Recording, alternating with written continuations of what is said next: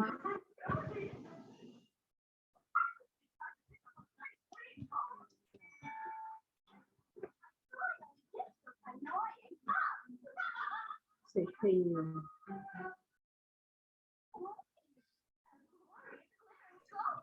afternoon, guys. How are we doing today?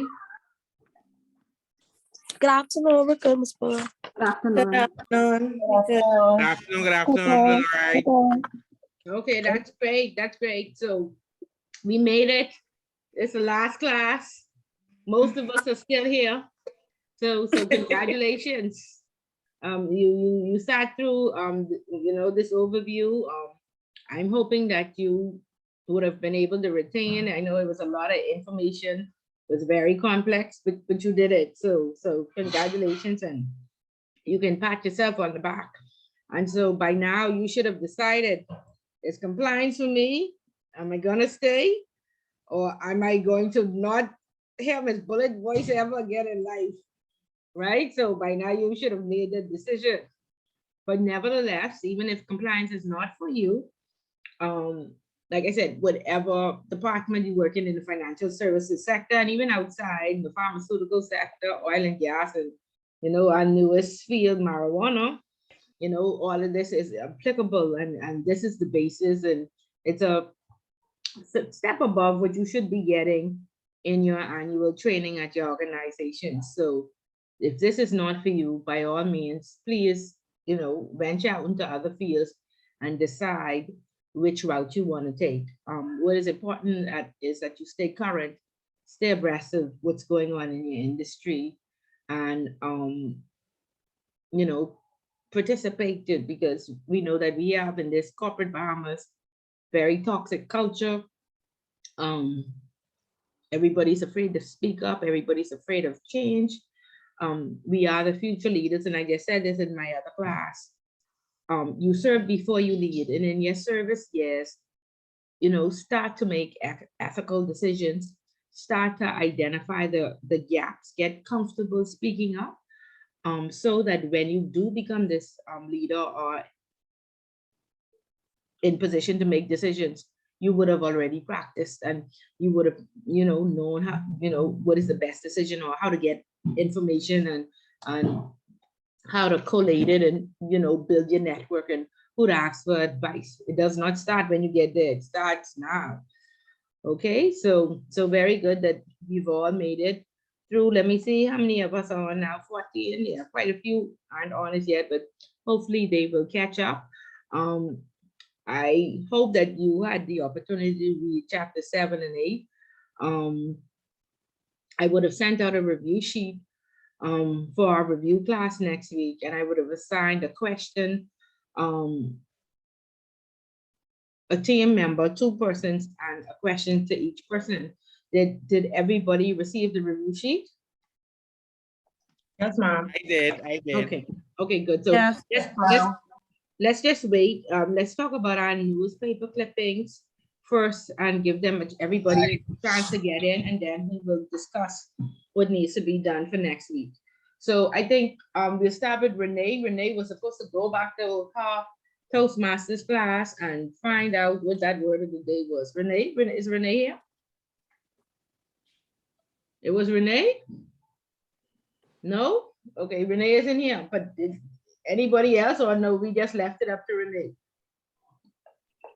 I thought, good afternoon, everyone. I thought Renee posted in the group chat last time that there wasn't a word of the week because it was just speeches.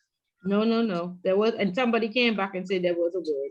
In fact, somebody else who did not attend class but listened sent me an email with the word of the day in it. So I just want to confirm that all of you who attended don't need to go and attend again. Okay, so we'll give Renee some time. And then Tira, go ahead. Good afternoon. My reading for this week was from Wednesday's business section. It was about Milo Butler aims to reignite Freeport. It was a very interesting article because, as we are aware, Freeport is now basically, downtown Freeport is now basically a ghost town, and a lot of which graffiti and vagrants now are downtown. So Milo Butler has decided to put in an investment of about 10 million with renovations to the former city market building. And it's supposed to finish in the next 90 to 120 days. He also purchased the building that is next to it, and hopefully Solomon's Freeport, once the old city market building is completed, will move in there along with other potential businesses. And I found it quite interesting that this article came out on Wednesday, and then another article came out with the Prime Minister stating that Dubai does not want to actually invest in Freeport.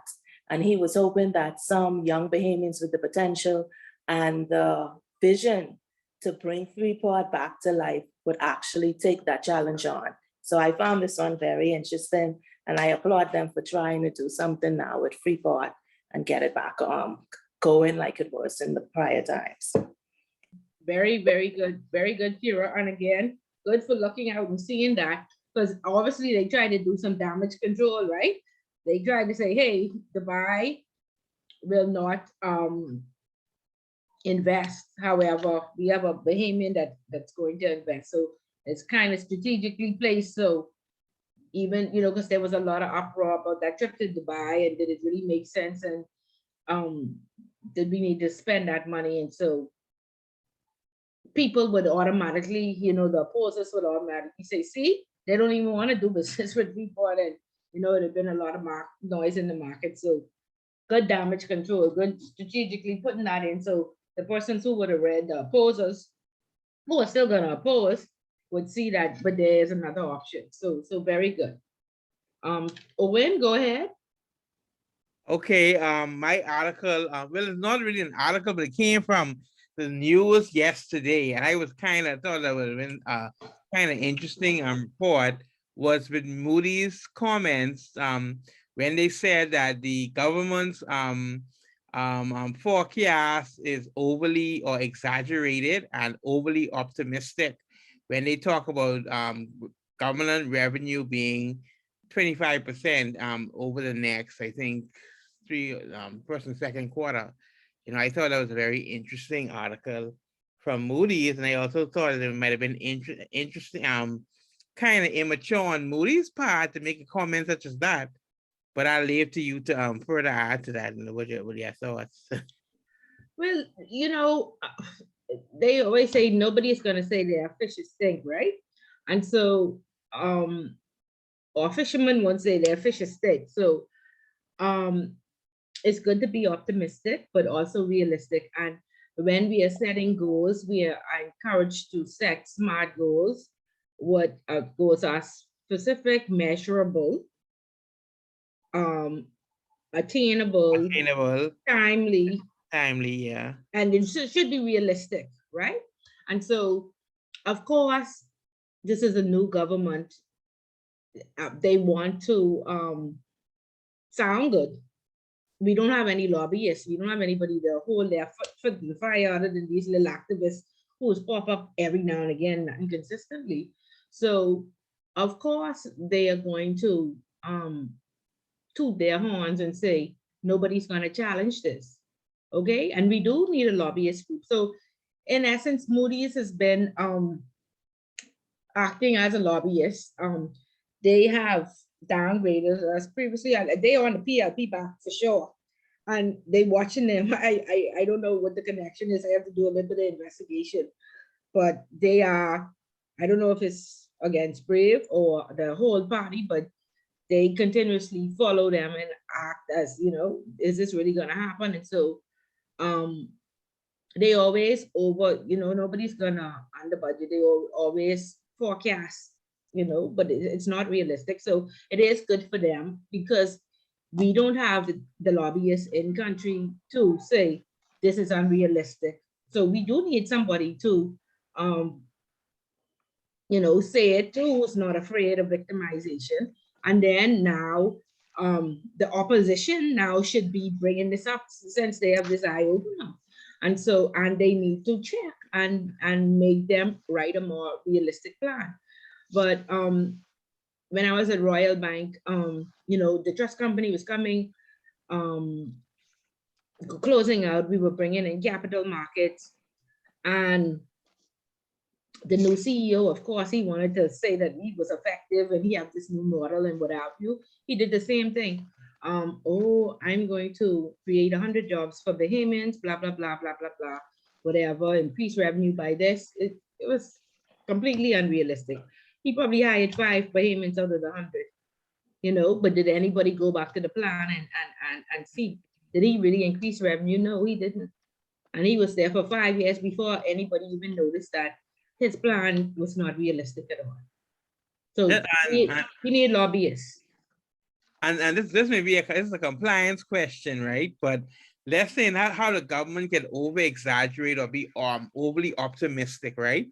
Me as a young Joe Blow, let's say I have a business, could I be overly optimistic? And let's say I open up a bank account, could I say that I intend to bring in $3 million on a company? Just okay, you can, but now we've moved from the tick the box rules-based to the risk-based. And so in our checks and balances, you could come and say that you could bring in the $3 million, but now that has to be corroborated. So we're gonna ask you, what's the source of funds, right? So now you have to prove that, right? And so essentially that's what should be happening in the government. That's what the opposition is there for. Prove how you can make this 3 million. Prove how you increase it by 25% based on other decisions you've made. But like I say, if there's nobody to hold you accountable, then there's no accountability, right? But in the bank, it's a little different. They have more of a statutory requirement to identify. And under identification, there is source of wealth, source of funds. So you can't just say that, it must be corroborated. Show us your business plan. Show us where you would have sold a piece of property or have assets or how you're going to make this money. And then as you make the money, you can say, well, in my business plan, I said I was going to invest in marijuana. Here's the field. Or I was going to invest in security companies. Said, well, man, farmers now and farmland. And here I have 23 persons on staff and blah, blah, blah. You have to corroborate the information you provide. It don't make sense just writing it on paper now. We in the financial services have to check it and verify it. Okay? Perfect. That's good? Okay, Yeah. good. Okay, Lauren? Yes, ma'am. Your hand is raised. Yes, ma'am. My article was from Tuesday's paper. Mhm. It was about the 3.2 million acquisition to be donated for Freeport Hotel. Okay. I mean, hospital, my bad, say hotel. Doctors Hospital has teamed with 3 philanthropists to close 3.2 million purchase of its new Freeport facility and provide services to those who cannot normally afford private health care. The property was handed to Doctors Hospital to create 90 jobs. And the three investors were Pietro Stefanati, excuse my pronunciation, the principal of Freeport-based Pharmaceum, a Gramamian resident, Gregory Patton Ash, and S. Kent Rockwell. I found this interesting because everybody knows that Freeport is in dire need of everything right now, considering it's the ghost town, like someone mentioned previously, and they really do need a hospital. And how that there's not that much business because of the Port Authority, and I found very uplifting for the people in Freeport that their needs are going to start being met, concerning the hospital is one step in the right direction, since that was their main concern for everybody after the hurricane. That's basically it. Okay, yeah, so very good. But Doctors Hospital giving free healthcare, what about NHI? You know, and so what we want to do is make sure that we vet these persons properly and ensure that, you know, they don't have any ulterior motives. Because even though you're down, some people still take advantage of you. So it's very good, and I really do hope that, you know, it's to facilitate the needs of the country and not necessarily, you know, their benefit. So it's good, very good. And they are supposed to be doing the state-of-the-art medical school as well in Freeport. So at least they will have a lot of trainees and everything to you know, I guess do their whatever it is doctors do to be qualified to be doctors, their internship or what have you. So very good and very timely, especially if they get the school off the ground. So very good. Okay, Justine.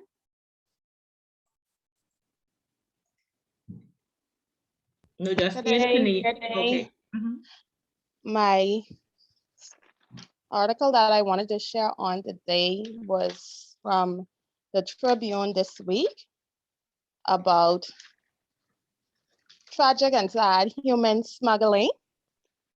The Colombian guy and his sister that traveled from Colombia on hopes to going to the United States.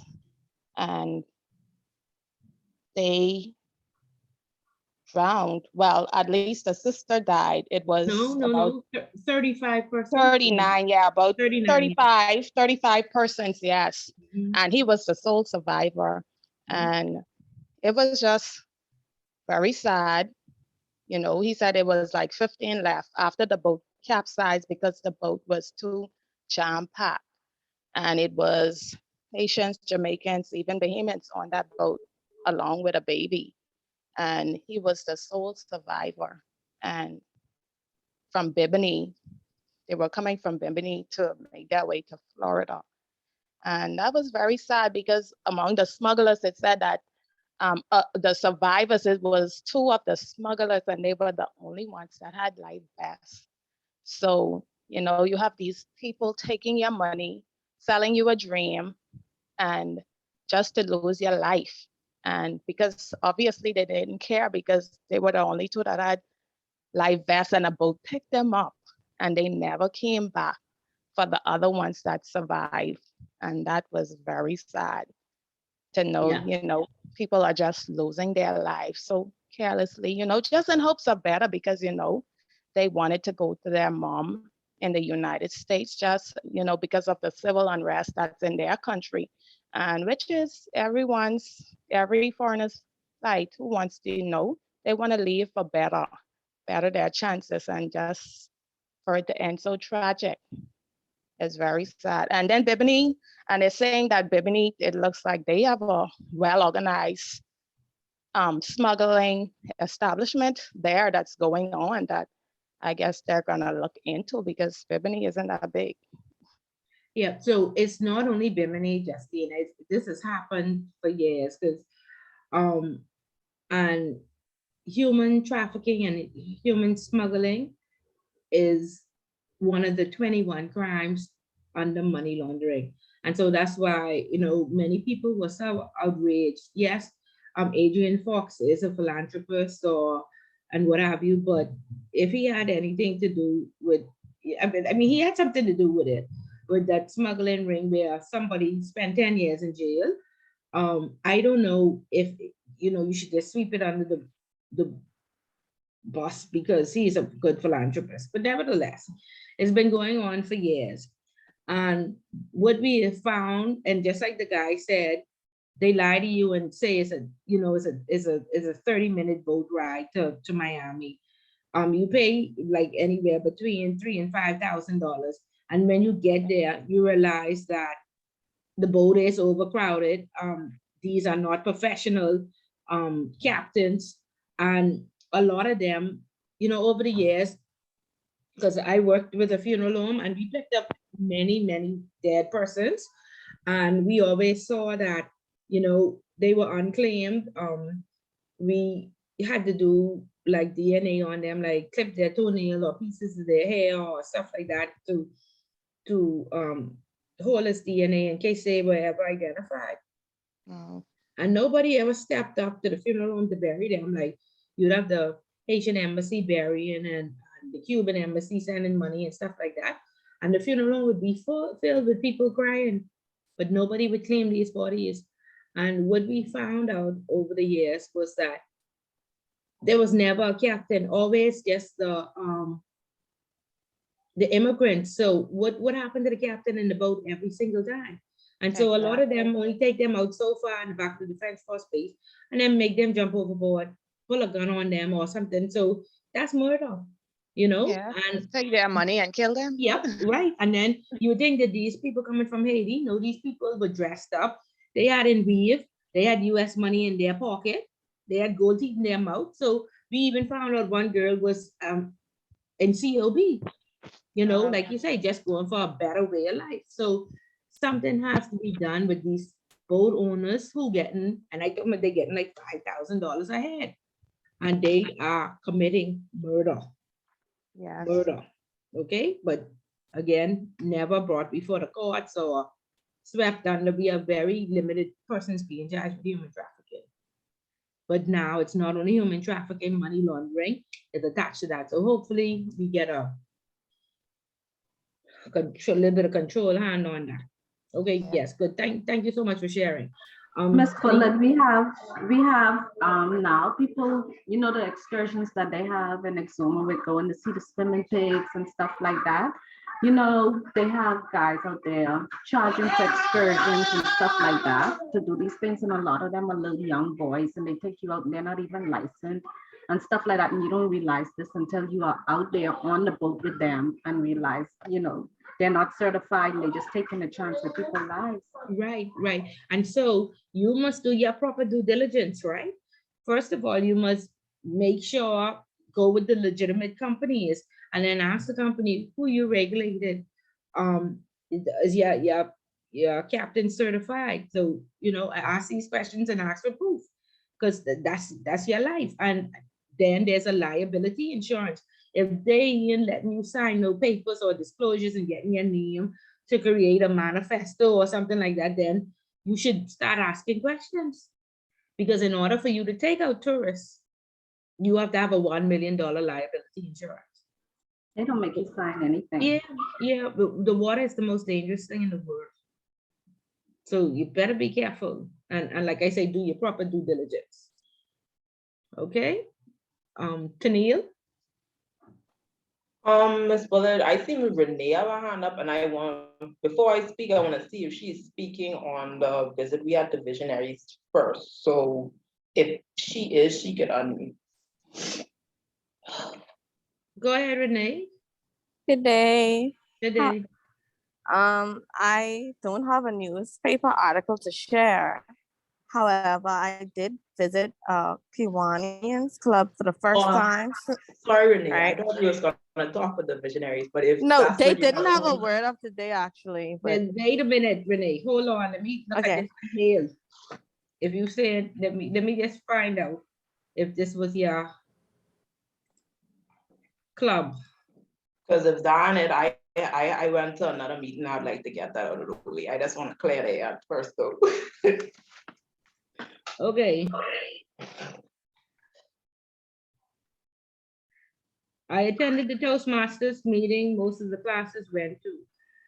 The word of the day was teetotaler.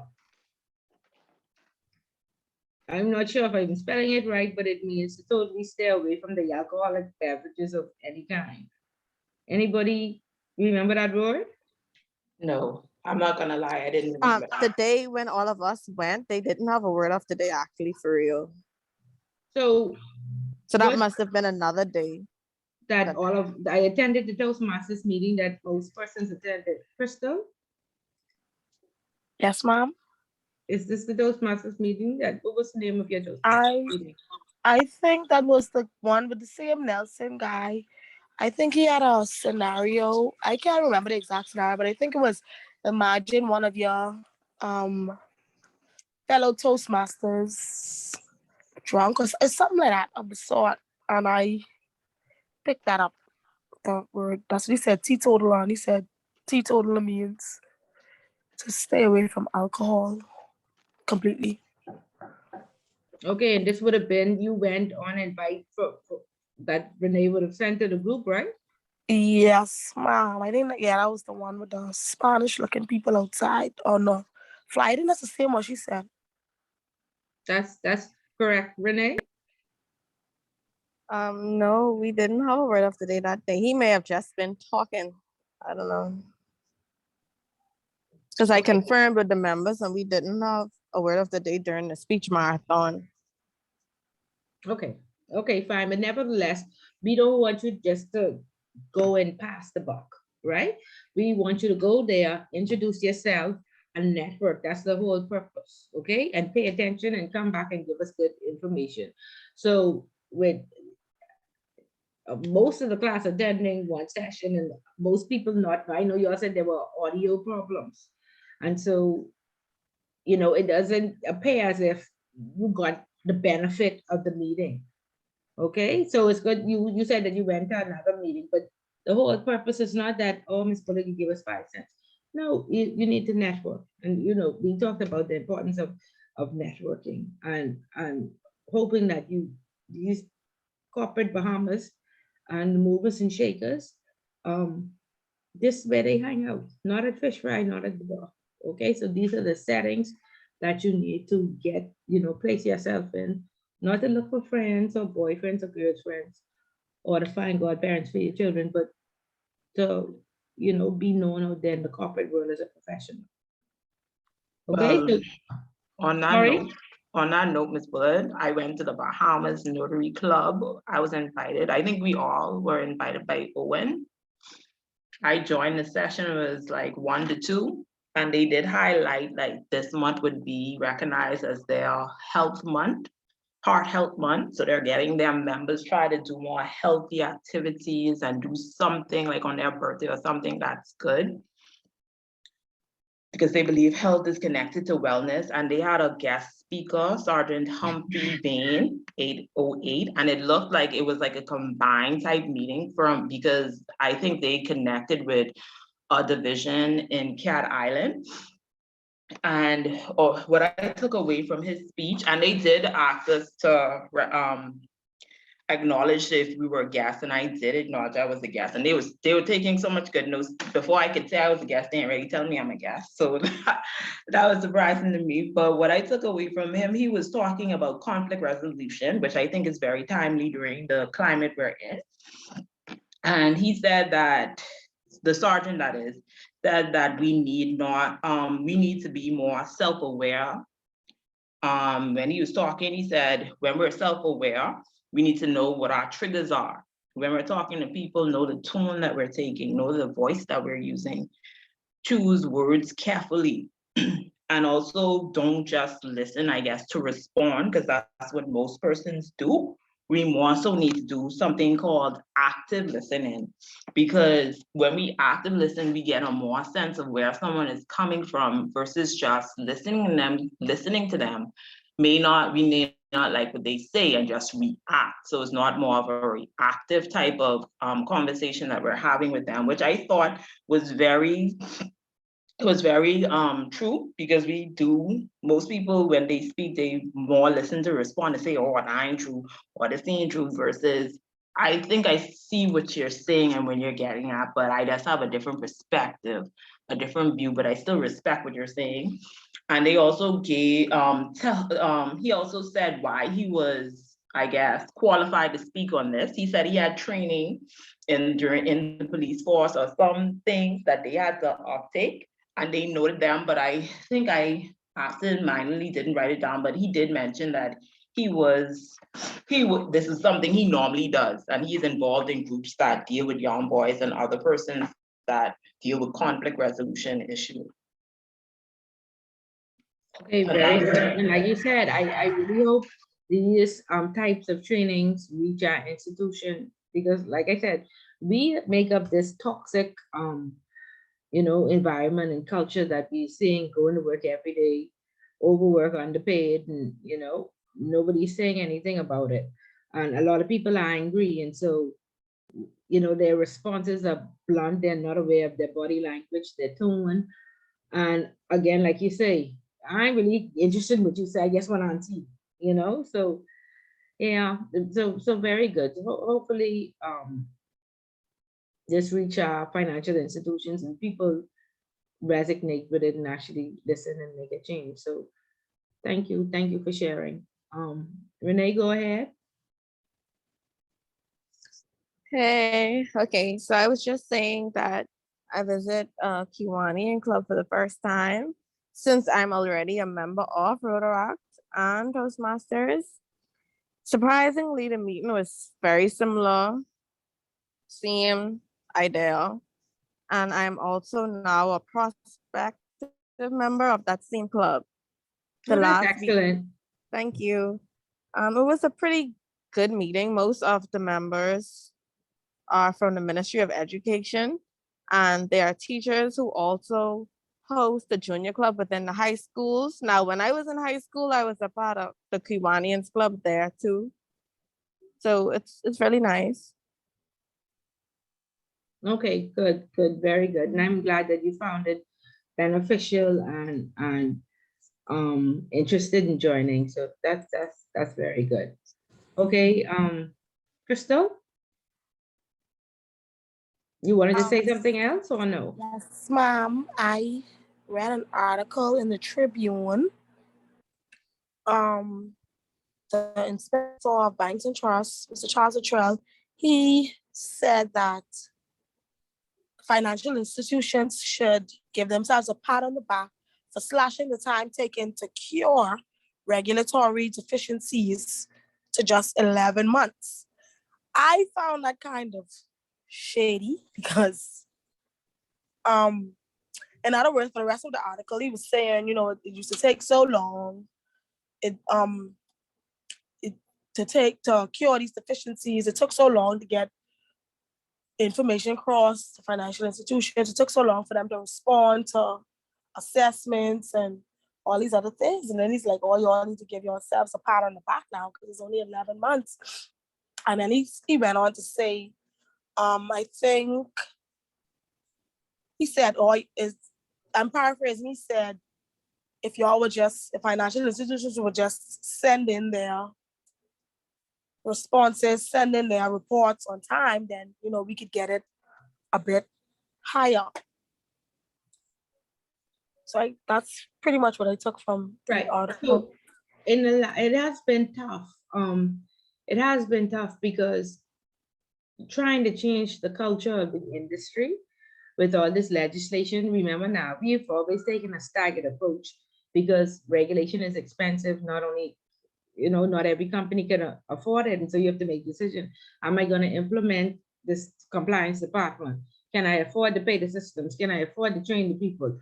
Or do I just need to close out? And so nobody was enforcing that, and you was making money. So therefore you continued on without the enforcement. Now we're being internationally watched. The regulators are responsible for enforcement, and they've been on our backs. And we realize now that, yeah, we have to do this. Because like I said, when I first went to 18, when the laws changed, my Wolfsburg report went from 28 questions to 200. And I was like, they crazy. Like, oh, I don't have time to do this. But then they call me almost every day and say, Ms. Bullet, it's due. Failure to not complete is a fine. I say, what? I say, when such yours call me, I say from your once every 6 years. And so then I started to realize that they were serious. And then I feel like, anyway, okay, since you're on my back, check. Yes. Submit your report. Well, they called me back the next day and they said, Ms. Bullet, provide your source documents. I was like, what? It was like, send us in this information. And I said, well, I don't have it in a format that I can share with you all. They said, okay, you have 1 week to get in the format because you said that you had this policy. You said that you had this procedure in place. Show us. You said that all your staff is trained. Show us. You said that your staff adequately has the skills in education. Send us their CVs. And I was falling on the floor because I was like, I don't have all this stuff. So my job changed from AML and compliance person to regulatory compliance. And now I was running around the whole institution saying, please give me a job description, please. And they was like, go to HR for all the CVs, go to HR. Oh, I did ask for the resume, they never give it to me. So now I have to sit in front of, I need your resume. I need it updated. And I told them that this percentage of the person have disqualification, you're trading, so it was crazy. And so I realized that they are on enforcement. And I had to write them and ask them for an extension to get all these things. So from 2018, organizations have been getting it together and knowing that, yeah, we have to do this for true. Because that's the first thing we used to be like, we really have to do this for true. So anytime you have a new implementation, you have to give the people the knowledge. Then you train them because they don't understand even what you mean or what you have to produce. Then you get them to believe they have to do all of this because they never do this before and they're paying and increasing, and then they act. So knowledge, understanding, the belief, and act. And that's with any implementation of something new, a new system, a new law, a new process. And that's a learning curve. Okay, and you have to be patient. And so for the last, 3 years now, he just been on us every time we hear him, the trail, it was something we need to do or we need to do better. So it's good that it's a compliment and he is trying to now encourage. It's called management now. You know, because we are supervised financial institutions, the bank. So here's the head of banking saying, I know it was tough, but it's 11 months and y'all did it. Good job, but we could do a little bit more. So he just managing us. Okay. Okay, good. Michelle? No, Michelle? Okay. So we'll look at the Sorry, Ms. Bullard. Sorry, I'm here. Yeah, go ahead. Okay, so I just wanted to I should bring this to everybody's attention because I missed it. This was actually from the Tribune on the 28th of January. So a Friday article by the Tribune business editor saying, commenting on a report that he doesn't specify that says the debt, the Bahamas debt is something like a $10.3 billion. And it's forecast to get to a high of 11 point something billion in the 23-24 fiscal year, which is 93% debt to GDP ratio when the recommended is supposed to be 50%. And the comment was that, you know, it would be a decade. So somewhere in the 2030s before we could even hope to get close to the 50% ratio. And what I found really interesting about this is the Tribune business editor, Neil Hartnell, that did this report. I haven't seen anything else since the 28th, and that was a Friday. So usually, you know, this stuff comes out, the important stuff comes out on a Thursday. So this was kind of buried in the paper. And I'm sitting back and I'm thinking, I'm horrified. 93% debt to GDP, like that's crazy. And nobody's touching it. Nobody wants to you know, address it. Actually, somebody touched it. Remember, Owen said that they came up with these goals and ridiculousness, right? Because this article proves it. And Moody stood up and said that's garbage. You overdoing it because there's no way those goals are not realistic. And that's actually, I wanted to try and jump in after Owen's speech, but I didn't want to, you know, talk over other people. But I wanted to make that comment because Moody's is justified in saying it. There you go. And like I say, thank God, because we don't have any lobbyists. And then where's the opposition? Are they sleeping? Where's a rebuttal for this? A follow-up of what Moody says from PINDAD? What minutes do it? But can they be over? Can they show optimism in this whole scenario? It's optimism, and then there's ridiculousness. There's optimism with a plan. You say you could make this $3 million. Show us how. You can say we have now legislated marijuana. We expect the revenue from that to be blah blah blah. You know, they mess up by so it can't be that it can come from that, right? So now they go into Dubai, and Dubai ain't interested in Freeport. What are they interested in? So this is where you would show foreign investment and stuff. And then, okay, we could see that this is a possibility, but we don't even, where's your plan? Where the money coming from? Or over optimistic based on what?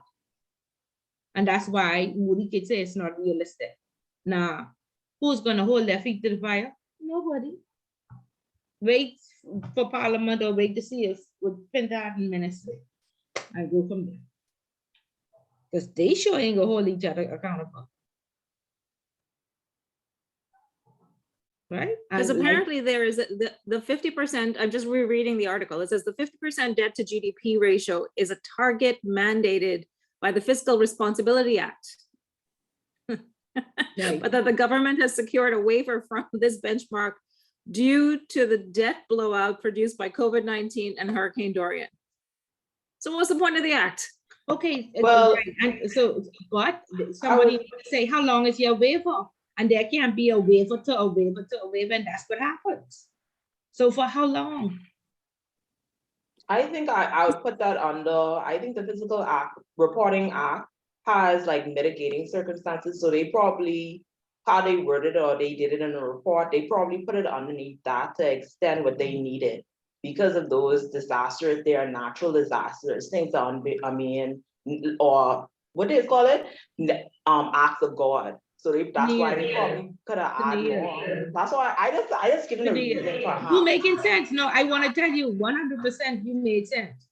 But show me what the ratio was before COVID and before Dorian. Exactly. Then you make sense to me, 100%. I understand. But you know what? I understand. Ms. Bullard, if you conditions, have right? any But- idea what it was before COVID, I would love to hear it because Yeah, I don't know, we 93% scares Google the CR. Yeah, you could Google it. The information is there online somewhere. You can Google it to see I'm what doing the, it right now. what the ratio was. And then what is reasonable? Should it almost be double? Because 90, what is it, 93%? That's almost 100%. 93%. Yeah, that's almost 100. It's double what it ought to be. That can't be right. There should be a condition 20% or what have you. So what you I'm saying. now they reviewing salaries again. You can't be reviewing no parliamentary salary when we have so much debt. You need to start cutting costs. That's the only conversation. How will we cut costs? And then you see in the House of Assembly this week, they said that we are going to do some transformations within this public sector. And again, that's what Pentad came out. Transformation means downsizing. That's just a pretty word for it. So that's where you're going to cut? No, there has to be a plan. There has to be a plan.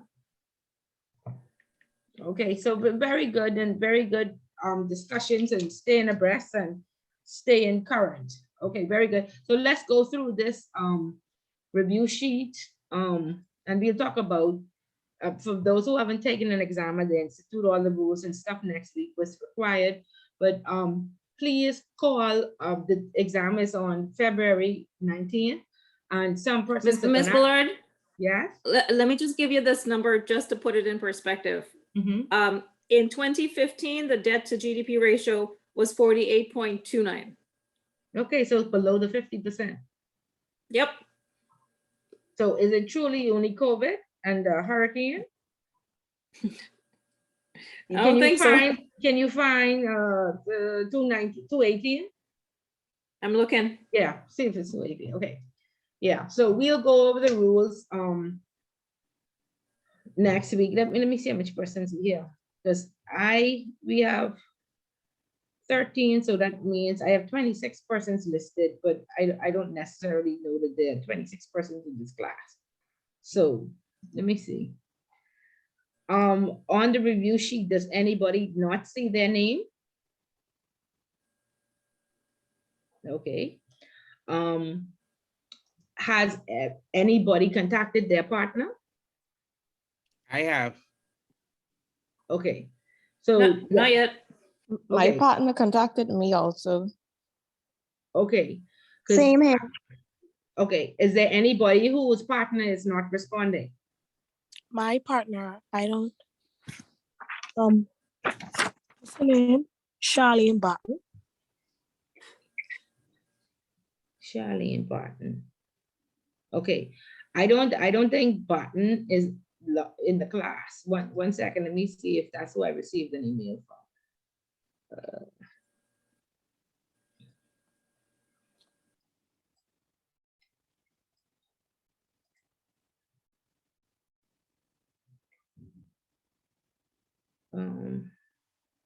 Okay, are you okay to do your question alone, or would you need some help? I can do it on my own. I have already started, so that's fine. Okay, so that's fine. So if there's anybody whose partner is not responding, or if you need assistance, please let me know. But what the Well, you next got me question? paired with an Anthony Stirrup. I don't see an Anthony Stirrup in the group. Okay, are you able to do it alone? I'll attempt it on my own. Okay, okay, very good. Because I got an updated list and all those persons' names were on it. And so, I just went with the list. But if you can't reach your partner, please just attempt it alone. And really the review class is for your benefit. I've had review classes where people emailed me afterwards and said, Ms. Bullitt, are you okay? And I responded to say I was very disappointed in responses. People said, oh, I don't know, I just didn't have time to do it. So if you don't have time to do it, you and your class members are gonna suffer, because I'm not gonna sit here and just really answer. Now, where nobody shows up, I will interject and give you some feedback. Another thing is, the group is large. We want to get through the review. We want it to be meaningful and get some good information.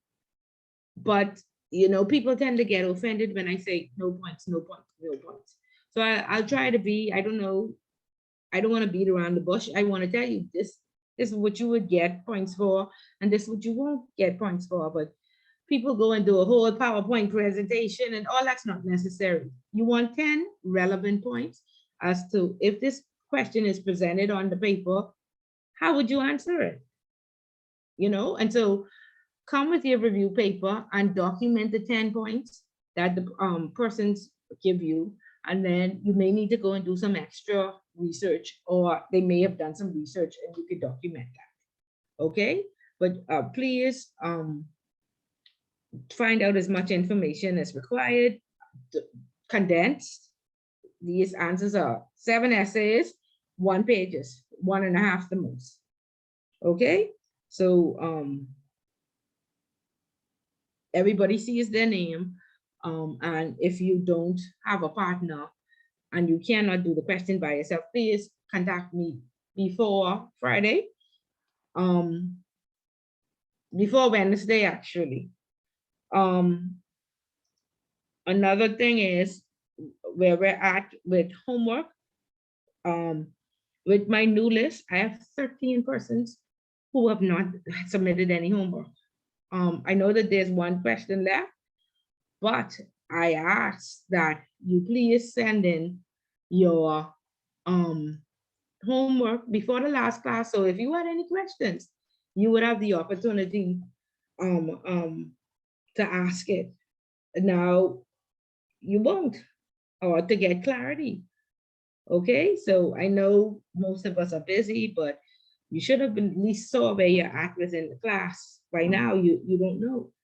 So if you and I had persons well into the night before the exam, emailing, trying to ask me questions. No, after the review class, that's it. I'm not accepting any more emails. Okay, so please, whatever you need to ask, get your homework in. And many persons, you would have to get 100% on the exam to pass this class, because it's the overall grade is 70%, and the final exam is 70% of the exam. So if you don't do your homework, you need to get 100% on the exam. And what's the probability of that happening? I mean, it's possible, but I'm just saying, what's the probability? Okay, so please submit your homework, and I really hope that I don't get 13 pieces of homework on Friday night at 11:59. I really hope that doesn't happen. But nevertheless, if it does, it is what it is. Some of these questions are multiple choice. Okay. I don't think we would have covered this in the lecture, but let me screen share now. Okay. Tipping off and failing to disclose, you actually have to go into the act, into POCO, and read what the penalty is and know the penalty. So come prepared with that, those two penalties. That was Pen- for only poker or the Financial Transaction Act, because I looked under both for that question, Ms. Bullitt. I just want verification. It's in poker. Okay. Yeah, and so read it properly because, like I said, legislation is confusing. That's why lawyers make so much money. They talk about instrumentalities and stuff like that, words that we don't know, and they use Latin phrases. Okay, please read it properly and come with the correct fine. For some reason, I can't take, we will take the questions on the exam, but I can't seem to ever take this question off the exam because there's fine. The fine is. I think for one of them, they made a mistake in the legislation and they didn't put the fine for something. I was supposed to make a note of Not that. for this. The fine is there and it's the same thing, but we put both questions on the exam and persons always only get one right. I don't know why. I guess they do a guess, and I say this every class that it's on there and they still only get one right. So I don't know what to say. Please make sure you don't look at the 2002 Act, the 2018 Act. Okay, Okay. it has been changed. Okay, so, and anybody else have any concerns about the questions? No, everybody know that. One question. 10 points next week. Okay, please come prepared and ready to share. Make sure your mic's working. Go ahead, Owen. My question is a research question, right? Mhm. I wanted to know, do I physically have to go to central bank or can I go on the website to get the deficient recommendations that be the recommendations from the FATF to be deficient in? Owen, think about that. You think you need to go to central bank? I guess the website should have You that. mean physically in person and ask them to let you in? That's true. That's true. in COVID? No. Okay. No, you need to go to the mutual evaluation agreement. I sent it to you all right. The 2017 Bahamas Mutual Evaluation Agreement. And I said the best way is to look at the key findings because the agreement is 157 pages. So just look at the introduction and the key findings, and you would be able to see which 22 we were deficient in. Okay? You know which document I'm talking about, right? Kind of. I gotta review what you sent there. Yeah, CFATF, Bahamas Mutual Evaluation Agreement 217. So when you put that in Google, then you'll see it. Say that again. Repeat that for me, please. CFATF, Bahamas Mutual Evaluation Agreement 217. And look at the key findings.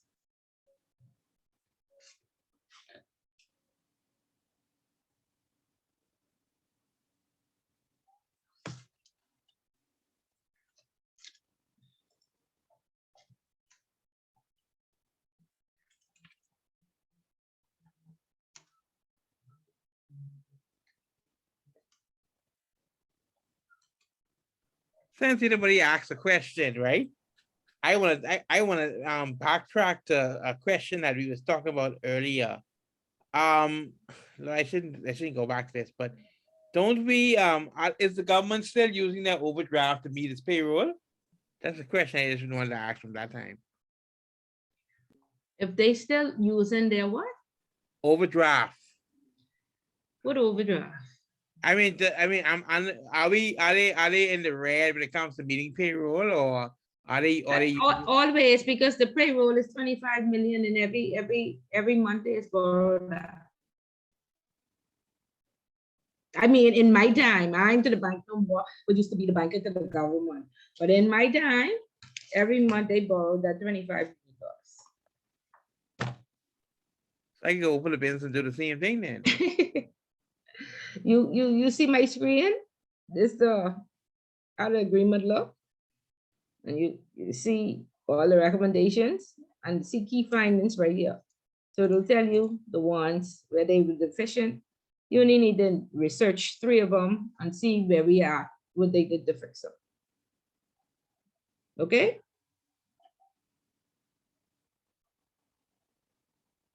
Okay. Okay, good. All right. Okay, so let's go into chapter 8. Okay, and we got some readers today. Make sure we understand what we're doing. Okay, so chapter 7 talks about court orders, and normally the questions on the final exam is compare and contrast to the court orders. So of course you say what the order is, and then you give a case example, what have you. Now, the newspaper, the media does not do a good job of saying, you know, this is a production order or a disclosure order or what have you. So it's hard to pinpoint. I mean, you can do your research and you may find one, but for the most part, in my career, what comes in from the FIU is a disclosure order where you disclose information, and a production order where you produce information. So disclose information, we need a testimony from your MLRO. Like when we were being sued by the French government, they said, yeah, MLRO must come appear in the French court in Paris and give testimony on this account. So she had to fly there and go and give testimony. That was a disclosure order. Production, after she gave testimony, they said, can you produce a copy of the client's KYC and then a particular transaction? And so then that was a production order. That's where you produce. So normally if you send in an STR to the FIU, a suspicious transaction report, they will ask you to either disclose by giving testimony or statement in court, or by producing documentation to support your report. Okay, so that's disclosure and production, which is the most common you will see in the financial services sector. Okay, so chapter 7 talks about the Proceeds of Crime Act. We know that it was updated in 2018. We refer to it as POCA. Under POCA, the framework sets out the following orders: conviction-based confiscation, which is criminal confiscation or forfeiture, conviction of an offender, and conviction of an offender. Then there's non-conviction-based civil forfeiture, which is forfeiture of stolen goods, or you know, forfeiture, they hold stuff if somebody goes on the run. There are unexplained wealth orders, and then there are investigative orders. So unexplained wealth simply means Owen, who telling the bank he bringing in $3 million. He walk in the bank with $3 million and he can't say where he get his $3 million from, right? So we file an SDR on Owen. Okay, and then investigative orders, which are the production orders and disclosure orders that I spoke about. So conviction-based confiscation, non-conviction-based civil forfeiture. You won't go into jail, but you can't tell us where this BMW coming from, so we taking that. Unexplained wealth orders or investigative orders. And another non-conviction-based civil forfeiture came out of, you know, the big drug dealer guys back in the Sean Isaacs in the 90s. Of course, a very common thing was put it in my mommy name. So if I get locked up, or my girlfriend name, if I get locked up, you still have the house and the car, what have you. And so this non-conviction based civil forfeiture is if it in your mommy name, your sister name, your daddy name, and they can't say how they would have made this this money, then that can be confiscated as well. If they can't say, I worked at Betelco and I made this money from Betelco and you Sean Isaac's mommy, no, we go, you got forfeit that. You don't go into jail, but you will forfeit it. Oh, and I didn't say SDR, I said STR is a suspicious transaction report that once the person goes outside of their profile, you write up a report, send it to the FIU and say, do an investigation. Suspicious transaction report. And the FIU is the Financial Intelligence Unit. Okay, we good? We clear? We understand what these different types of orders are? And you're quiet. Hello? Anybody there? Yeah, I We think here, it's we pretty here. clear. Yeah, we Oh, I'm here. talking to myself. We here, Miss Paulette, we here. Oh, I was talking to myself. Okay, okay, good. So we understand that. Yes, No ma'am. questions? Okay. Come, let me read. Let you all read this. You are sleeping. Okay, so we understand all of that. Okay, so there are, like I said, different types. There are about 8 or 9 different orders that can be sent out. Let's scroll down. First one is, and we have a reader. Let's go with Michelle. Read. Can you see the screen? Sorry, yep, I can see the Yeah. screen. Okay, so read that for us, please. Okay, restraint order -SS 24/25. The court can make an order even where the person has not been convicted of an offense that A, he committed an offense and is under an investigation or has been charged. B, he has an interest in the property and the property can be subject to an application. C, that the property cannot be disposed of, that is, can be seized or a receiver can manage it. A receiver has very wide powers in dealing with the subject property, including to sell it, but the court can make orders to guide the receiver. Within 2 days after the restraint order is made, the enforcement authority should give notice to the affected persons. Okay, good. So that's a restraint order. Let's go down to 41. Is that 41? Yeah, okay. Yeah, so freezing order. Renee, read first, please.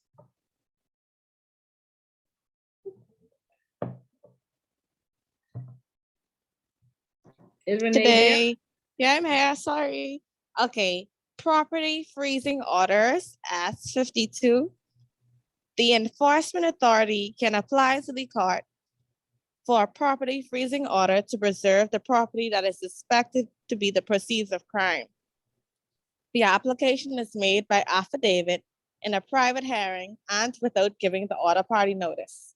If the court makes a property freezing order, any person with an interest in that property must be given notice of the order within 7 days.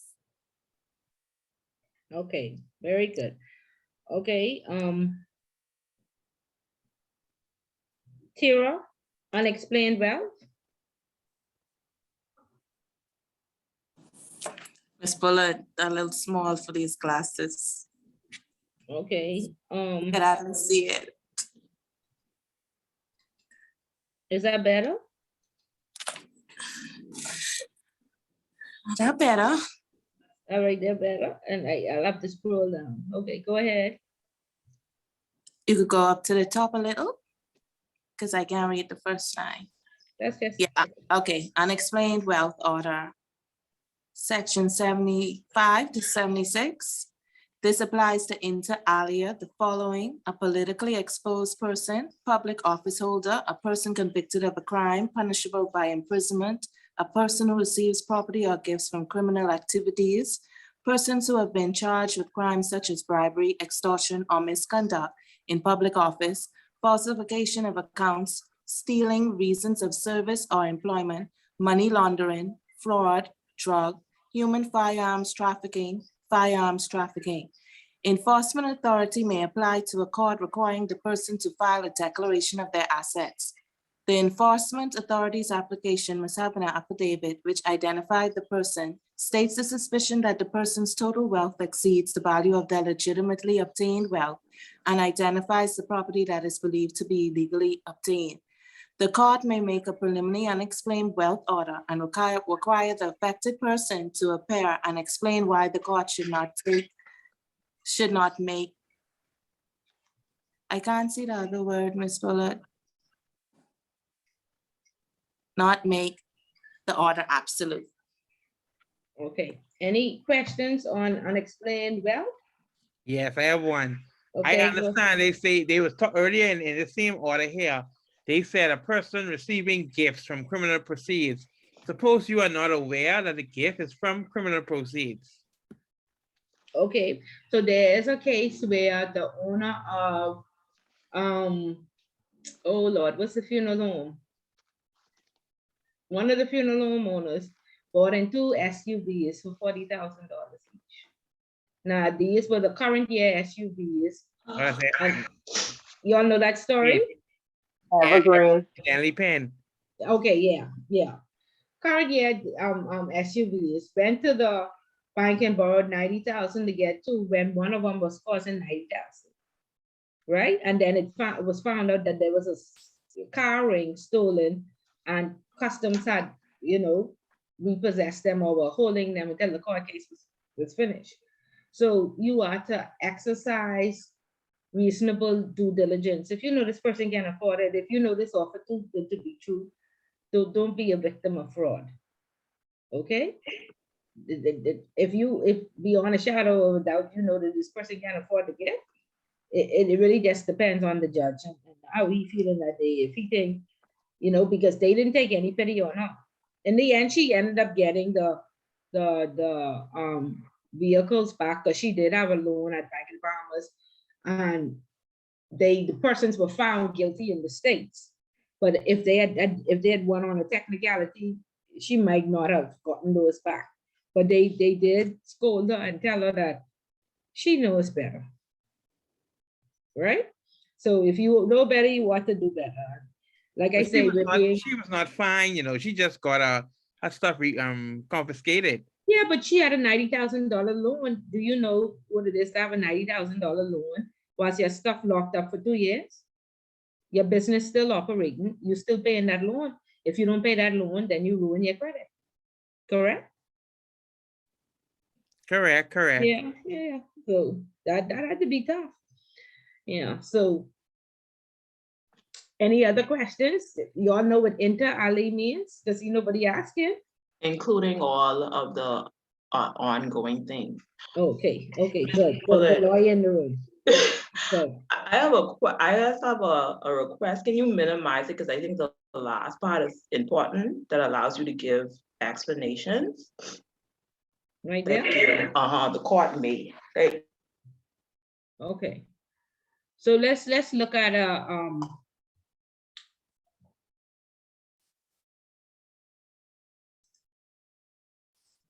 okay, we all know, I think Alma one would be better. Okay. So are we aware of this case? Yes, we know these people. Okay, so good. So tell us what happened here.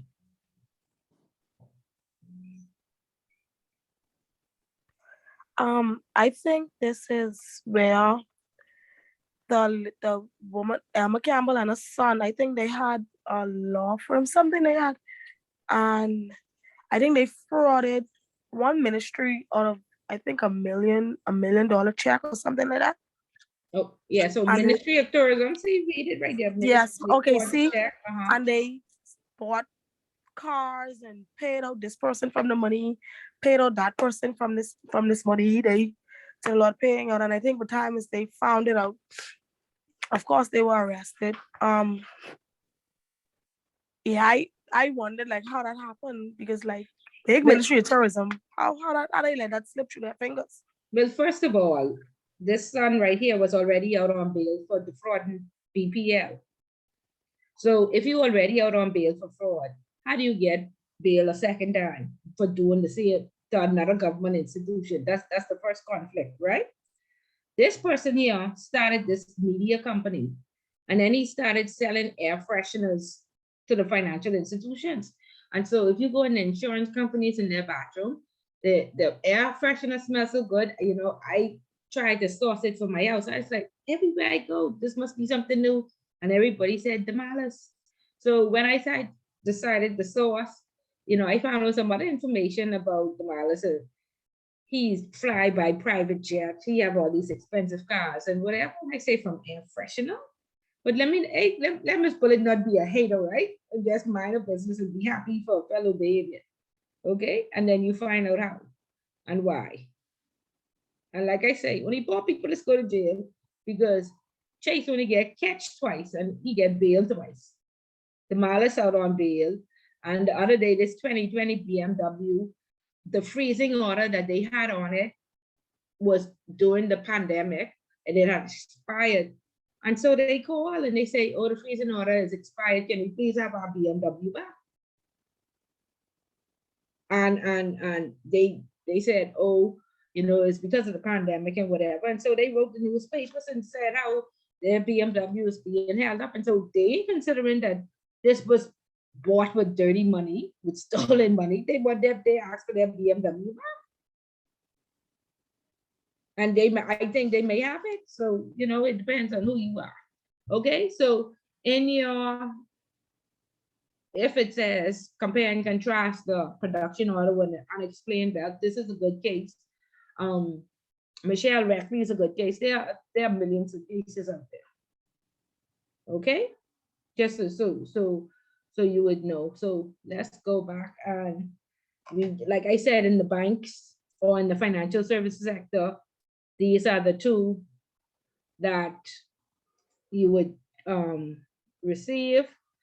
Tennille, read disclosure for us, please. Disclosure order, section 86. This is an order that allows the authorized, no problem, the authorized person to give notice to anyone to answer questions, provide information, or produce documents at a specified time and place. A disclosure order cannot compel a person to disclose something subject to legal privilege. And I guess legal privilege is some document that is made for court or some necessary court document. No, not exactly. Does anybody know what legal privilege is? I thought that was between your lawyer and attorney-client privilege. Yeah, it's attorney-client privilege. So the client could say, I'm guilty, but the lawyer has to find a way to get them out or something like that. The lawyer does not have to disclose that, but he did say he is guilty. I thought it was a document because how it was written maybe for made for litigation purposes, because they disclosure order that cannot compel a person to disclose something. So I thought that something was a document. No, I don't think it's a document. Okay. Is it any lawyers? Any lawyers in But that's why I was saying it's two types of privilege, is advice and then it's litigation. That's why I was assuming that it was a document or some type of file that was made or generated for the purpose of court. No, I don't think so. But you can research it and find out.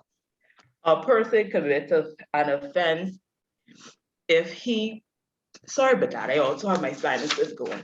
A person commits an offense if he fails to comply with the order, provides false information, or tells an unauthorized person about its existence. Okay, good. Okay, production order is Gwen there? Gwen Culmo? Yeah, Gwen here. Okay, read production for us, please. Production order, application supported by affidavit, expiry before a magistrate's court.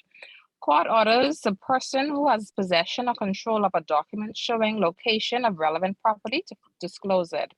If document is on computer, it must be converted to a printed form. The authorized person can copy, inspect, or retain documents for a reasonable period. Restrictions: no right of entry to premises and not required to produce legally privileged items.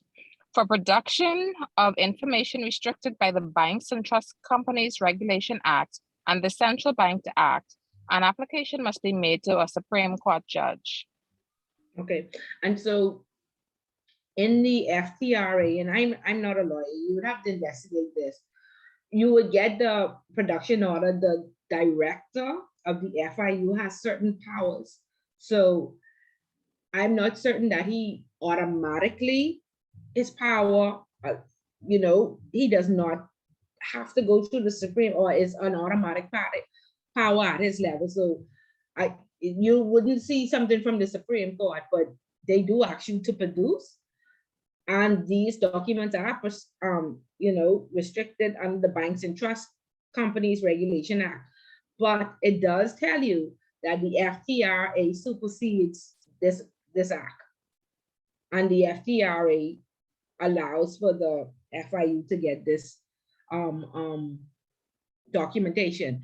Now, both the Banks and Trust Companies Regulation Act and the Central Bank Act, they were old and they were recently updated like 2020, 2019. And so therefore, I think they even removed that so there's no conflict. But in the interim, until the legislation was passed, they put in the clause where the FTRA superseded them until they, I guess, removed it out of the law. Okay, is that clear? Just so you would know, like when the Yes. production order comes into your institution, you don't be saying, this ain't come from the Supreme Court. I will see it, you know what I mean, to make sure you got the right documentation. All right. Okay, any questions on the orders? Are we clear? Overview. We understand, and like I said, it's hard to, if you go to research a case, our media don't do a good job of saying this production, this unexplained. I have seen one or two with unexplained wealth, but you could determine that if you did fraud and you did not, your company wasn't making this money before, how you buy this BMW and how you have this jet, you may have a law firm and it makes some money, but does it afford you to ride around in a private jet from selling air fresheners? I don't know. If it is, we need to be in the air freshener business. Okay. All right. So good overview on chapter 7. You clear? I have a question, Ms. Fuller. Yes, go ahead. You said normally you have to compare and contrast 2 court orders and give examples of a case study. Yes. So you could quote Michelle Reckley and say unexplained wealth. You can just explain a production order, because that normally would comes in from the FIU, where they would say you would need to produce documentation based on a particular transaction or file or what have you. There's a lot of Niagara has a criminal history of dating back to 1970. At one point, they put a lock on his gate when he was on the run, so he couldn't, because they were told that he was in and out of his estate in the Bahamas, and the police was allowing it. So there's some write-up. I am not certain what if it was a freezing order or what they did, but you could research it. But in the absence of, you could use a U.S. case, because the U.S. knows is better at saying production or disclosure. But like I say, from Michelle Reckley and Elmer Campbell, yeah, they unexplained wealth. Okay. Okay. So sorry, I just have a question because I'm just trying to put it together. So in my work, if there's a client who I guess is pursued by the court or who has a case pending, the emails that we get from compliance asking us to place a freeze on the accounts or provide account statements, they would be examples of the production order, or we're following the production order? Well, or that's internal. So the minute you find something suspicious, you should freeze the account. You freeze in the account, but it's not that you're not gonna allow any transaction. So this is but what we only freeze the account by court order. No. Before even the court, remember you are suspicious now, and the LRO has to do an investigation. And so some transactions, like one of my clients was charged with money laundering. I was not aware. When I looked to the account, you could see withdrawals. Like this was an account that didn't have withdrawals, but then he automatically tried to get the money out of the bank because he knew it would be frozen. He tried to send a gift to his sister, so you could see it. So that helped with the investigation. And so as I wrote my STR, I told them that 9 transactions have gone through in the last month, and this is outside the profile. So they said, do not tip the client off, but call us. Because we don't want the bulk of the money to be gone. You know what I mean? By the time we charge him. And so we about to arrest him in a day or two. If there's any other transaction, stall it. You know, he'll be locked up in 2 days. You know, so you stall it, you block it pending investigation. And if the customer makes contact, you call the authorities and say, hey, you want me to release this money or not? Because you would see they trying to hurry up, get the money out of the bank and put it under somebody else's name, or say that they had a bill outstanding and they paying a bill. Okay? Okay, So okay. it depends too on your internal policy. But like I say, if the people know that the police are on their back, they're going to make those withdrawals. Because they know that the next step is to freeze their assets. Okay? But you can't tip them off. So yeah, you have to have an escalation plan and policy in place that when these things happen, what you do. Our own states that we freeze the account so that the person just doesn't walk in the bank and we don't know as compliance. You freeze it, and so you delay the customer and you call compliance and you would say, we noticed that you'll have this block on this account. This person is in here to withdraw $5,000, yeah or no? You know, and I sometimes say, well, our signature card, when they open the account, says that we have 3 days to produce the money. So let them know that the withdrawal is not on hand at the moment. They be like, this the bank, this the Royal Bank of Canada, y'all don't have $5,000. Just to delay them till I have sufficient time to make, you know, a decision, or call the FIU and see what the next step should be. Okay, and this is why compliance doesn't deal with customers, and lay staff or entry-level staff should not be saying, oh, compliance, block it, or there's a compliance issue, or compliance, you approve it. You have to change your terminology. Okay, the bank, there's an error with the system, or this takes 3 days, or our policy does state this. You may not have read this at account opening, but our policy does state that we could, you know, up to 30 days to provide a transaction to you. So you need to read the back of your signature cards or your account opening agreements and see what it actually states, and you will see that most companies say we have 3 days. If you want to withdraw $5, we can hold you $5 for 3 days. That's what you sign and agree to. But we don't read the fine print, right? Ms. Will that be an example of your customer acceptance policy? I just want to clarify for something I had.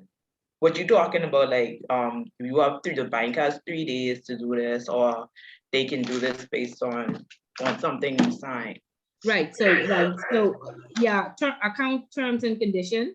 I mean, I worked in offshore for majority of my career, so we had a 45-page document, right? But when I was on the retail side, on the back of the signature card that you sign, if you flip it over, our terms and conditions were right there, but nobody ever read it until there was a problem. And then I had to pull up the signature card and say, see where you signed, Ms. Brown, you see where you said that you agree that we could hold your money for 3 days. We only going towards our initial agreement. And of course, outrage, right? We had to call the police for a lot of people, jump over the counter to fight us, whatever. Yeah. Okay, so we understand these court orders. Yes, thank you. Good? Yes. Okay, our last and final chapter. Break out the champagne, we did it. Let's celebrate chapter 8. And we did it. So, compliance systems talks about the roles. And again, another very popular question. What are the roles of the board? What is the role of the compliance department, the AML compliance team, and what have you, the MLRO? So the biggest question, and this is always a multiple choice question, another question that always people get it wrong, no matter how much times Ms. Bullitt says it. The primary responsibility for AML and compliance in every organization is the board. It rests with the board. It does not rest with the MLRO. It does not rest with the compliance officers or the compliance department. Okay, the board is responsible for the AML framework. Yeah, we put it in place, compliance puts it in place, we orchestrate it, we give advice, but it's still the responsibility of the board. Okay, and that's a multiple choice question on every exam because people get it wrong. Okay, and these roles are broken up into AML, compliance, and now it's governance and risk as well. What happens in many organizations is these departments don't make any money for the business. And so they try and give one person a one-man band with an assistant 10 hats. And these are very heavy positions. And so it really depends on how many accounts the firm holds and whether they are high, medium, or low. Okay, so you have to look at the metrics of the institution and then decide, can one person handle this position? More than likely, no. But hey, they don't want to spend any money if you don't advocate. And so therefore, you have one person doing everything. Believe it or not, AML and compliance are two separate jobs. So you should organize your department where you have an person dealing with anti-money laundering, opening up accounts, vetting staff, doing background checks, doing world checks or checking them, and day-to-day transactions, monitoring the persons that go outside their limits on their profiles and stuff like that is related to AML. Then you should have a compliance person who deals with regulatory issues, who is on hand now for the regulator, because that's a full-time job now, who answers all these surveys, who ensures that policies and procedures are, updated. Then there's the risk person who deals with all the risk assessment and enterprise risk for the entire organization, the risk appetite, the risk ratings to make sure the methodologies are correct and we rating these clients properly, and then to make sure that the bank stays within the appetite. Okay, and remember the risk assessment is only as good as the day it's done. Miss Bullet teaching right now, and right afterwards I could go. I want a BMW too, so I could go do some fraud. Okay, so you can't continuously update it every day, but you must have, some review dates in place to make sure that it is effective. So depending where you are placed, there's a different role that you should fulfill. And like I say, organizations, they primarily don't want to spend the money. So you wear 10 hats, okay? And one time we went into audit the compliance department of a Fortune 500 company, which was a Canadian conservative bank in the Bahamas. And before we started, in the opening meeting, you decide the tone from the top and if these people making sense or not.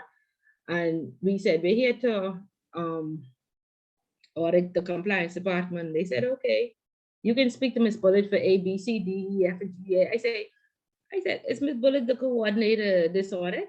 No, they all are functions. And from that opening meeting, we said, we have to reschedule this audit for 2 weeks. In 2 weeks, we expect you to hire 3 senior persons to assist that one person who was wearing all those hats, because that person is overwhelmed and it's no way possible could be given proper oversight. Okay, and within 2 weeks, they had 2 senior persons on staff being trained. At least they moved some people from other departments to assist this one person. So you want to be very careful that, some people like control, they say, oh, let me do this, let me do that, but gone are the days when you could just sit in these positions. People are still sitting in positions and so underpaid and so overworked. But if you want to take a chance and go to jail, then it's on you. Okay, so ensure that you understand your role and ensure that you understand your job position, it's clear, you know what to do, you keeping abreast, you keeping current, and you understand your role, because you can, what do they normally say? Is it you can share responsibilities, but somebody has to account. And that normally that person who is, or everybody accounts, and whoever is responsible, it'll be the one that goes to jail. So make sure that's not you. Okay. The MLRO is an approved person. That means has to go to the regulator to be approved, to make sure that they are fit and proper. And we talked about, what they require. Now I see if you under the insurance commission, they want to source of wealth, so they do an enhanced due diligence on you, and they come out to your neighbors and make sure you're good with your neighbors if you want these positions. And if you go to the gaming board, my God, 65 pages, they want your divorce papers, they want a fingerprint, they want birth certificates of all your children. It's very intensive through the gaming boards. It's crazy. Okay, but again, they have to approve you for the position. And then once they approve you, then you have to go and register with the FIU that says, I'm going to file suspicious transaction reports on behalf of this institution. And they say, just in case you have to whistleblow on the CEO, give us your private home number, tell us where you live, and give us a private email address. Give us a next of kin. Okay, because we see the whistleblowers all over. We saw what happened with the whistleblower for Facebook. I mean, Facebook was down, WhatsApp was down, all this in November, because she gave them an opportunity to change some of their policies, or she blew the whistle on them. They didn't change it, but when she went to the Senate or when she went public, they shut down the whole platform. Okay, so be careful as the MLRO. Okay, there's only one person that needs to be registered in the compliance department. So you may be the compliance officer, but you may not be the money laundering reporting officer. Okay, that's the regulated function. And you must have an MLRO on staff now in the financial services sector to get your business license. Okay, and so that MLRO reviews the SDRs, they evaluate if it needs to be sent to the FIU. They are the main point of contact. They are supposed to act without influence.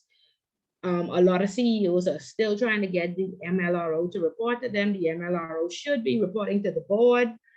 And so again, you got to fight for a lot of these things, for remuneration, for reward and recognition, for any benefit that any other staff member getting the compliance department should have it. But if you don't have a person who speaks up, you'll find that this department gets left behind when it comes to bonuses and rewards and what happens. Okay.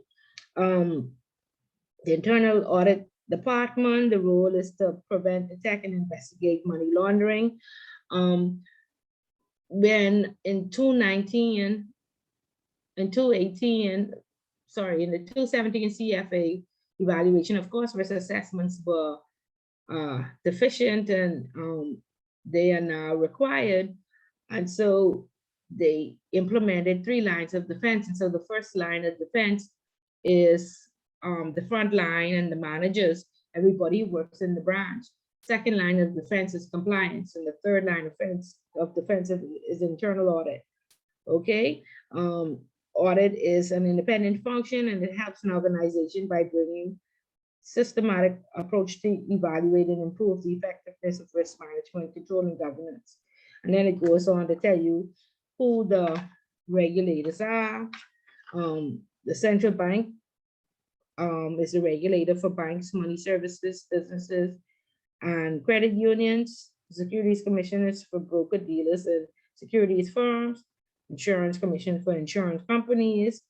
The gaming board for the 2 casinos, Bahamas and Atlantis, and all of the island locks and the what do you call it, the web shops.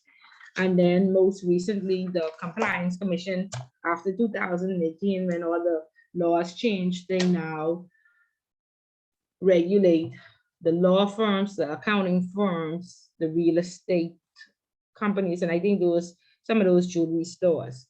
And again, those that offer financial service, not the criminal lawyers that out there doing the people with murder and stuff, but those ones who offer financial services like the Hicks and Johnson and the Deloitte and Touche. Okay,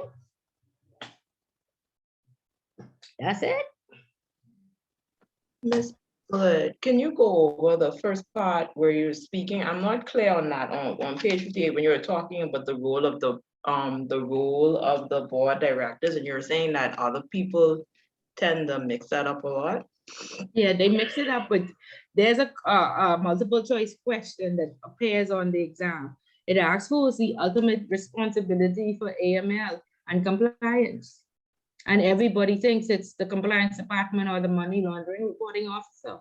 And the ultimate responsibility for compliance and the AML framework is the board of directors. That responsibility lies with them. So what happens is the board only comes in every quarter, right? 4 times a year. So senior management is left to carry out the operational daily duties of the organization. The board is, however, still responsible. The board delegates their responsibility to finance, to HR, to compliance, and these persons come back and give them a report. However, you can delegate your responsibility. You are still accountable. Okay, so when the board meeting comes around, all these execs stand up and they give a report of what they did, and they give financial numbers and prove that they've been doing what they were supposed to do.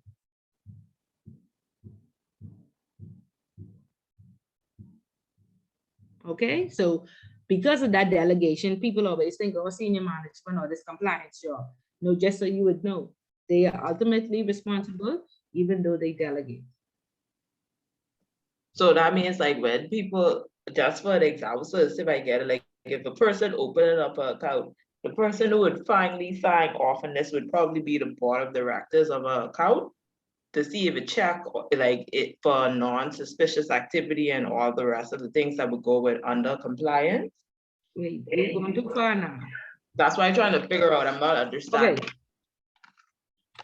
When you open an account, the board has delegated their authority already to an approver, right? That approver needs to sit in branch. That approver more than likely is a compliance officer or representative of compliance. So normally all accounts are risk rated. If it's low and medium, you will find that the compliance officer will approve those.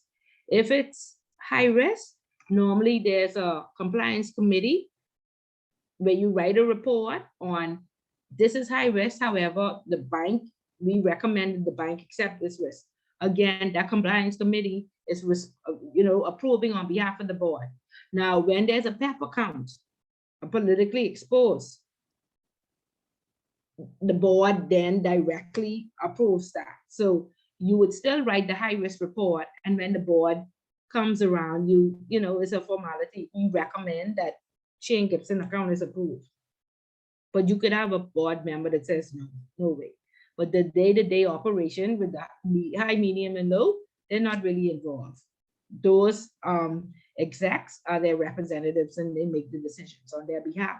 And then they just tell them, we approved 10 accounts, 5 were low, 3 were medium, 2 were high risk, 1 was a PEP, like that. And this is the PEP, and we need your final approval before we open this account.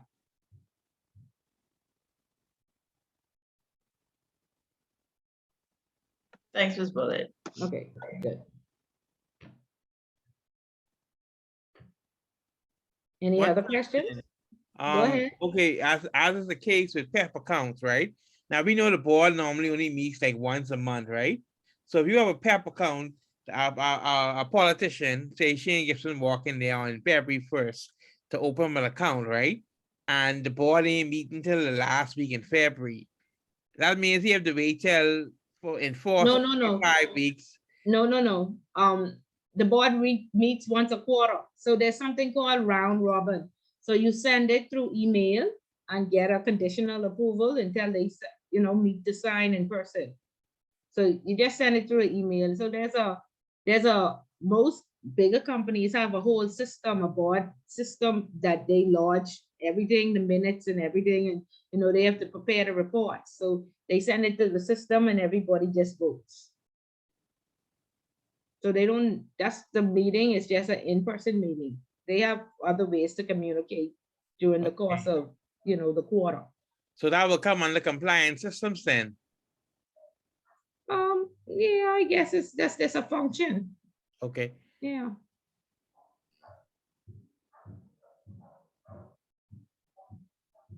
Yeah. Any other questions or concerns?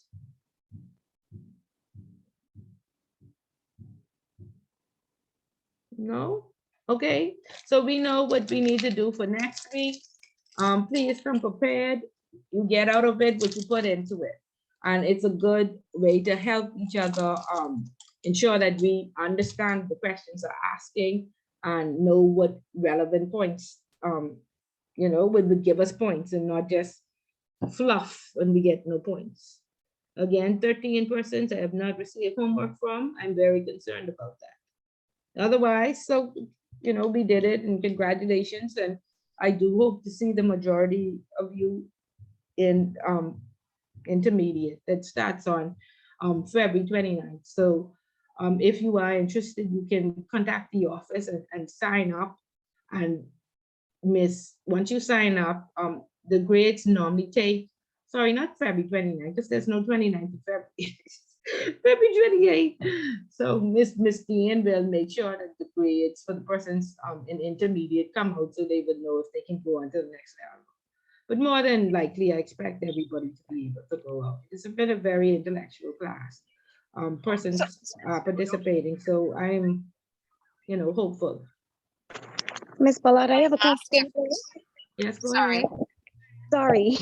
Relative to the exam questions, the essay questions, I know you've mentioned a few times about, I guess, referencing to case studies. I just want to make sure, I think you mentioned it earlier, but the case studies can be either local or international, correct? Yes. Okay, I just wanted to make sure I understood you and heard you correctly. Yes, that's fine. Yeah, because again, we are testing understanding, and by real life events, tying that in, it shows that you comprehend. So let's start to do your research. By now, you should know there are 8 chapters in the book. There are 10 choices, so you already know. You should know which questions you are gonna, be answering. You should know that you're gonna, either answer the risk questions or the money laundering question, of course, or what else is there? The FATF. So you should already have your points in your research out, and especially in the next week, you should come organized. That's the key. Come organized that these are my 7 topics that for sure I need sufficient information and research on. And then hopefully in the review class, I will not take offense and say, Miss Bullitt is just say, people be like, Miss Bullitt, you cool, because I say no points, that's fluff, you running on. So, I don't know. I can try to be as nice as possible and say no points softly, but it's not to take offense, it's to ensure that you're on the right track. Understood. Thank you. Okay, great. I was just looking for Gabrielle, my partner. Is she on the call? Gabrielle. Okay, so if your partner, are you good with doing it by yourself? Because I have 26 and I see 18 persons. So I know only one person contacted me and said that they're not in the class. Okay, I'll take a stab at it. Okay, good. Okay, so next week, guys, and y'all have a productive week and organize yourselves. Most organizations offer 2 days study. I mean, it's ludicrous to pay for somebody to go to school and don't give them study time. So find out if that's a benefit of your organization, and take your time off, But nevertheless, on Saturday, get a good breakfast. Don't feel rushed. Don't be overwhelmed. You can call to the office and speak with Ms. Dean now, because this is a fairly large class. So on the 19th, some of you, there are 8 classes, and we want to ensure social distancing. So can some of you please call and make everybody call and make an appointment to take the exam, either 9 or 1. Okay, just so we can accommodate everybody. So please speak with Ms. Dean, and so she can adequately place you all. Okay. All right, thank you. Well, if you attempt, okay, sorry, Tennille, you're saying if you attempt more than one question, where? Just to, I guess, for review purposes, to see if you understand the material that is, that is on the question paper, to see if you understand what's been going on or explain. Then only one question left, and 13 people are gonna do one question. So I hope that I could get it back to you in time, or 13 persons do their thing. So the opportunity now is only left for question 4, because persons did question 1, and then they wanted help with question 2 or 3, and so when the due date was, they submitted it and they got feedback. So now question 4 is left. Which question did you want to attempt? I wanted to attempt number 2. Not number 3 necessarily, but number 2 to clarify, so see if I understand or clarify some stuff. What is number 2 about? I don't know. That's about the terrorists. Okay, yeah, go ahead. You could send it in. And okay. I'll try my best, but if I get 13 pieces of homework on Friday, I'm gonna be happy on Saturday. I let you all know. Saturday is Valentine's weekend. You all don't come in here and hang up. We getting through this, and you organize yourself. So you better study this week, because Valentine's, you may get caught up. Okay, so you all come prepared and organized and look at this. Get some rest today, and tomorrow pick this back up and get your at least 4 of your questions down. Do not wait until the week after, especially if you don't have time off from work. Okay, like I say, once you come organized, you'll be okay. Go to work on Monday and organize your days off. You know when the exam is. Okay, and come prepared next week, because this review class could be short and sweet. Miss Bullet getting Valentine in. Wow. Okay, good. You all know up front. All right, good. Miss Bullet, 1 minute after class, please. Sure. Okay, so the rest of y'all go Valentine in this weekend, and y'all shop what y'all need and tie yourself down until you get through this. So best of luck and have a good, productive week, and see you next week. Thank you. Same to you. Thank you. All right, take care. Good evening.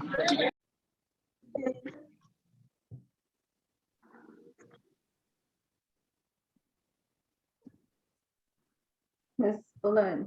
Yes. Okay, with the assignment for next class, right? I don't have a partner. I just want to make sure I'm clear on what the expectation is for the assignment.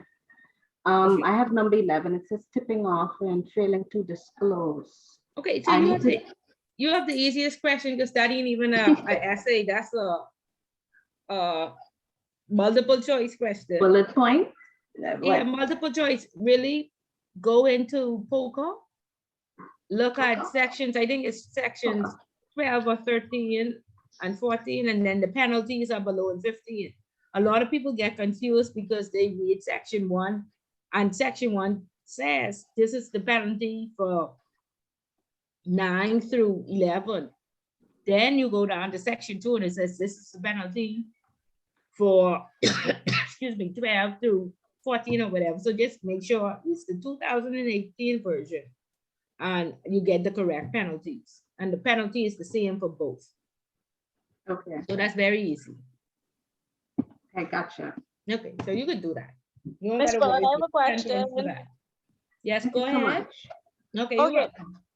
Sorry, Miss Bullet. Yes. So it's also referring to the review question. So me and Mikkel have the question on the risk framework, is that based on the risk-based approach that we studied? Yes, so one of those chapters, let me look in this book, chapter 4 or 5, I want you to come with risk appetite, Okay, hold on. risk assessment, and then risk rating. I want you to give me 2 lines on each one of those, but start with recommendation 1. So tell me what recommendation 1 says, as in the short sentence: countries must assess their risk and put controls in place. Then what the risk appetite is, and give me an example. Risk assessment, which should be included, give me an example. Risk rating. Risk rating, okay. Yeah, and how the country, remember we looked at how the country, you could say the risk rating for the Bahamas is 6 point whatever. Yes, whatever, something that to prove that you understand. Okay. And that's it. That's One it. page, yeah. So 10 points. Okay, so we presenting this to you, right? Yeah, you would present it to the class. So you don't have to just, you will read it off to us. You say, when we look at risks, we first start with FAT recommendation 1, right? Then Bahamas law, FTRA section 5. And you could perhaps read off what it says.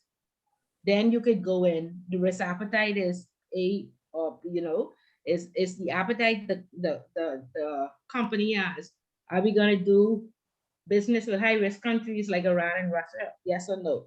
Are we gonna have PEPs? Yes or no? Okay. Right? And if we do decide to have PEPs, what are the controls we're gonna put in place? Right, to mitigate Make it. sure it's approved by the board. Okay. Then go on to risk assessment. Okay. FDRA section 5. Okay. You have to have the risk assessment in place. Yes, What did it include? The different controls. Yeah. Okay. Okay. Yeah. All right. Thank you. You're welcome. Hey, Ms. Bullard, it's Michelle. Hey, I just was wondering, will you be giving us our grades for participation and everything else before we sit the exam? But you go into the exam with 30%. So you should know if you went to, if you read the newspaper, you have 5%. If you went to, I have a lister who read the newspaper, Michelle, so you know if you won that this or not, right? Okay. And Yeah, if you went to the meeting, if you went to the civic organization, you have another 5%, and then you have your grade. Okay, And so then I'll just assume I'm going in with 30%. Yeah, there you go. If you got 100% on your homework, then you going in with 30%. Yeah, there you go. Okay, so I just have, because I'm not in a financial field, I just want to make sure that I'm understanding the question we're doing correctly. So statutory requirements literally is a list that you're expecting us to present, right? Yeah, so statutory requirements, first thing you say, are required by law, right? There are 5 statutory requirements: identification, record keeping, an MLRO on staff, monitoring, and training. 2 lines on each. Okay. Yeah, but in the exam, of course, you wouldn't explain, you would list all 5, but you would only give explanation for 3. So you would say training for entry-level staff should include A and B. For management should include C and D. For MLROs and executives should include A or, whatever the book says. I gotcha. All right, cool. I just was double checking. Like I said, I'm not in a financial field, so okay, it's not day to day for me. Understood. Okay, Understood. thank you very much. Good. You're welcome. Okay, anybody else? No? Okay, so Wait, guys. one more question, Ms. Bullard. Go ahead. Okay, so it's pertaining to the final exam. It's just a general question. So based on these review questions that you gave everyone, is that, I guess, an insight on the type of questions to look for on the final exam? Yeah, they'll be the topic. They'll be the topic. Yeah. And those are Some are multiple choice, most are essays. Most are essays. What about the homework question? Can we expect any of those as essay questions? All of those are previous examination questions. And again, like I say, we have a test bank, and it just to pull the questions are, you may have the same question. We've had the same question sometimes, but Mhm. you know, don't count on it. But Okay. you know, there's gonna be one on terrorism, on money laundering, on due Mhm. diligence. You And know, on the risk-based approach, of course. yes, and on court orders. That's they're given. Court, okay. Yeah, so Okay that's then. what I say. Start to organize yourself and say, hey, I know it's a question on court orders. Right. These are the court orders. I know what these mean. I can explain them, and these are Mhm. my examples. This is Okay. the FATF. This is what they do. This is Mhm. my example. Okay. Okay. Thank you. All right, you're welcome. All right. Good night. I mean, good All day. right, good day.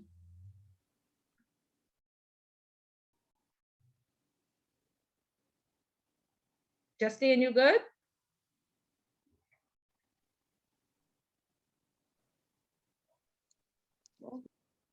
Hello? Hello?